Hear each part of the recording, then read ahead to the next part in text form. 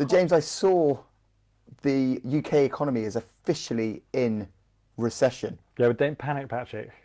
We're here with good news. Some good news. How come? Why have you got? Why have I got you good news? Well, because I write a weekly email newsletter. Okay, maybe not weekly. It's meant to be weekly, but it's not every month. It's every 2 weeks. Trying to do a little roundup of good news. And actually, it's much less difficult to find good news than you think if you know where you're looking. And I think if you're looking at a very shallow recession that has been reported, there are definitely companies doing badly, but that's got to be balanced out by companies doing really, really well. So yeah, there are more companies doing better than you might think reading the press because it doesn't get as much bandwidth. If we go down to the conspiracy theory of mainstream media. They call it legacy media. Legacy. Is it legacy media? I don't. Yeah. I'm not looking at the far right websites like you do, so I don't know what it's called. So let me just go quickly through my email because it's interesting. So Antler, luggage brand. Luggage brand. Online sales jump 86%. They've reported. That's quite big. It's amazing because they've been online for a long time. Yeah. Aided a little bit by bounce back in travel. Well, exactly. They are sort of, I suppose, a beneficiary of the travel sector doing well. But even so, 86% is pretty impressive stuff. Yeah. What else have we got here? Fortnum's, my favourite posh food store. Fortnum and Mason's. Do you shop in Fortnum's? Well, I'm not sure I do shop that much, but we are actually getting there in a couple of weeks' time, as it happens, for my mother-in-law's 90th birthday. Well done, mother-in-law.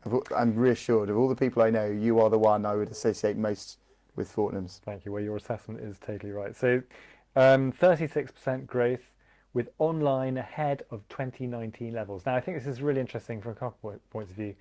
First of all, Fortnum's was a very fusty old brand that really exclusively aimed at tourists and maybe a few sort of city bankers who might buy a Fortnum's hamper at Christmas time. And I've had the privilege of interviewing some of the team who did the turnaround there, and pretty amazing story. Very, very innovative, very up to date. Huge believers in going online, so they benefited a lot in COVID. But very interesting here that it says, so I think that's an interesting story in itself, but the other interesting story, which is something we talk about a fair amount, is this sort of regression to the mean. So e-commerce is still growing, it's just it's had a huge peak in COVID, a drop after COVID, and we're reverting back to the mean. So they've back to the trend line. So the overall trend is the same, albeit with a spike. E-commerce is higher than it was in 2019. So I think that's a really, and that's true of so many. That's just another great statistic in that proves that point. Going internationally, we've got a record year for Hugo Boss, with their online growth is at 26%. Yeah. Again, pretty impressive. And again, I think sort of forward-looking brand that's had its tough times, but it's come through it. And 26 is digital is playing quite an important part in that. Birkenstock. Do you know what Birkenstocks are, Patrick? I know the Birken hair. No. Say, okay, think of Crocs. You know what Crocs are, don't you? Yes. You know Crocs. Yeah. It's like maybe a very posh version of a Croc. Those moulded soles with. There's a shoe that's even posher than a Croc. Yeah, it's true. Wow. So 20% growth for them last year. Pretty impressive. In other news, Macy's bets on more personalised customer journeys. Who would have thought it? What, are people betting on less personalised? No, exactly. So everyone's doing more personalised customer journeys. But they're doing particularly well, presumably. Yeah. Okay. This is quite good news. Industry return rates are dropping. So this is a huge drag on e-commerce growth and profitability. And obviously very bad for the environment, a subject close to your heart, I know, Patrick. So that's a really good indication that maybe online behaviour is changing, and that's going to make a big difference to profitability of the online channels. What else have we got here? Dunelm. Dunelm reports strong uptick with online sales growing to 36%. Because they've had a series of good years. Yeah, so that's just compounding. You know why Dunelm do so well? Could it be that they are clients of ours? They are clients of ours. We should say we play a very small part in this huge victory. I don't think it's that small. Okay, well it's it's an important element there, online stuff, right? So What other things have we got? Now, do you want a serious topic or a fun topic?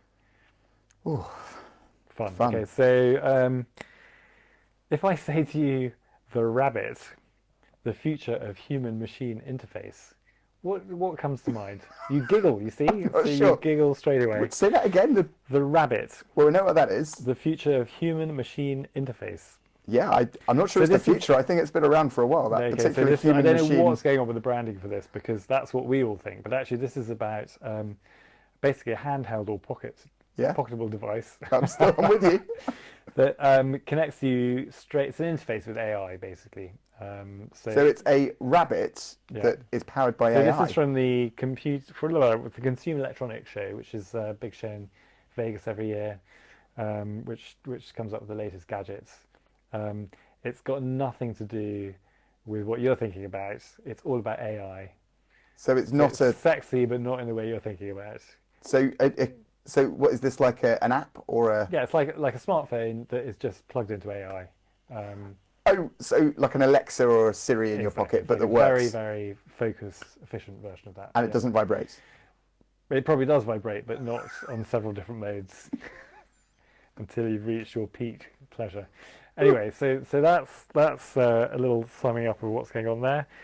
On a more serious note, I'm quite interested by I don't know if this is necessarily a news item, but retail media. Now you We were asked, talking about this earlier on, weren't we? And I said, You asked "Do me you earlier."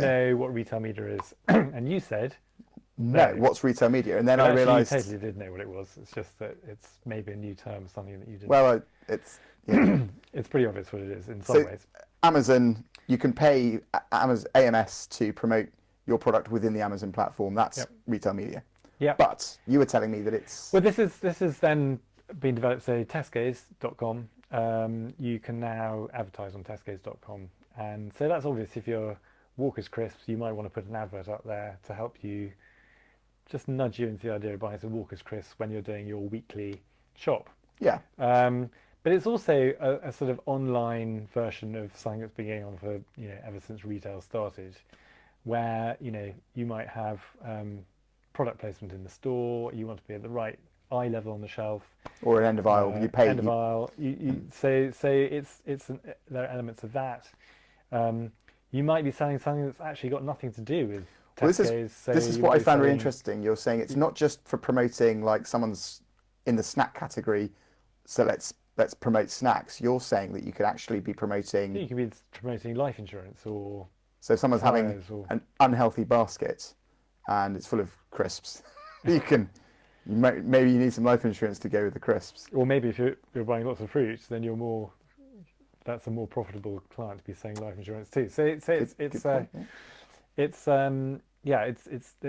it's a really complicated picture because you've got there's an SEO bit of it, there's promotions bit of it, there's banner advertising, there's data. So this is who gets paid what for when. So there's a whole dynamic area of advertising, and this is something where if you imagine you are Tesco's, you haven't been a media company before, so how does this integrate into the rest of the business? It's an interesting interesting revenue stream. because it's for been them. around for a while, but it sounds like what you're saying is this It's is maturing, and it's the tech around it is getting more mature. The relationships between brands and these channels are sort of developing. So I think it's a really interesting part of digital marketing as other more traditional channels slightly fade away, like PPC. Are these going to be more interesting? More, are you going to get more ROI or ROAS? ROAS on these? ROAS. So I think another interesting feature of when a market is in recession, you said there are companies that are going up. There is a balancing act. Some of the seesaw goes up for some, down for others. But some of the companies that it's seesawing down for are, we talk about zombie companies, but there are also those companies that aren't zombie companies. They're just being run at a loss in order to take a monopoly on a market. Yeah. That really aggressive I'm not sure what the right word to describe that is. What's the But right they're being funded for growth rather than for profit. But I think, we could bang on about that, but I think that's a fairly obvious point. I think more interesting are companies where there has been quite a structural shift. So Farfetch in the news at the moment. I think their whole business model, like Net-a-Porter, if we go back to the promises of the dot-com boom, the idea was the internet was going to disintermediate markets, and Net-a-Porter is a fantastic example of that. The luxury retail market poo-pooed the idea that anyone would buy their stuff online. How could they smell the beautiful scents? How could they feel the fabric? How could they have the brand experience that you find in store, where you've got a very knowledgeable retail assistant who's selling you something? And Natalie Massenet very cleverly came along and created Net-a-Porter, which sat in the middle and proved actually that wasn't the case at all. People were delighted to buy things online. Do you know, they were. I remember them starting up, and I remember going to a conference and chatting to one of their guys or girls, and the point I remember is they were saying, yeah, everyone said we couldn't do this, and we're doing it. Yeah. And they said, yeah, but we sell an awful lot of plus sizes. Right. Okay. And apparently that was their early customer, people that didn't want to go into store, they wanted the plus size. Oh, interesting. Well, there you are. So that's interesting. But anyway, now, two things have happened. One is the luxury retail world have realised that actually people do want to buy stuff online. Not just and the second thing is that the technology that Net-a-Porter developed, which was a very expensive thing to do back in the day, is now a commodity technology. If you want to set up a website that sells stuff online, you just go to Shopify. So I think, what is the value add of these marketplaces sitting in the middle? And I think this is one of the reasons why Farfetch has struggled and has been bought by Catfang. But so the disintermediaries are being disintermediarized. The disintermediators have been disintermediated themselves by the commoditization of the technology. How about that for a sentence? God, we're sounding like we're actually making some intellectual points here. It's almost like we know what we're talking about, but not quite. So I think that's really interesting, and I think, but then if we, I don't want to make any predictions because I don't make predictions, but if we look at AI and say, well, AI promises to do X, Y, and Z, but at some point it's going to become, there is an advantage to adopting a technology very quickly before anyone else has, right? And you might get some sort of marginal advantage, but ultimately, and weirdly for AI, because it's moving so fast, I think that gap is going to be smaller than before. At what stage does AI become commoditized? Arguably it is already, and therefore everyone's got that technology. Where does the... Right, so we're in this beautiful little window at the moment where if you and it's not just AI, it's just every time a new bit of technology moves forward, big businesses will struggle to really incorporate. They'll talk a lot about it, but they won't do anything with it. And there'll be some agile fleet of foot entrepreneurial organization that does something really cool, and they become another intermediary. Yeah. So fintech's a good example of this. Fantastic example. Fintech, where they've been really, it's a UX play, right? Fintech has been a UX play, and it's taken them a long time, but the banks are caught up. So UX, well, we've got the customers. Quite a lot have moved to say Monzo, but actually, compared to the amount the bank's got, it's a tiny percentage. We can do this UX shit. Why don't we just do that ourselves? How can it be? So I think banks have either bought those tech companies, or those companies have gone bust, really, because they're not really adding much more value than the banks can add themselves. It's just taking them a long time to Which comes back to Net-a-Porter. There's a point where you've got something that they need, but as soon as the originator or the can find a way to do that by using, say, Shopify, well, why do I need Net-a-Porter? I can do this directly to my own customers. Yeah. So so some good structural shifts going on there. Thanks, I'll be the office dog. And just joining in. And I think so. What are our conclusions from today? Well, there is good news.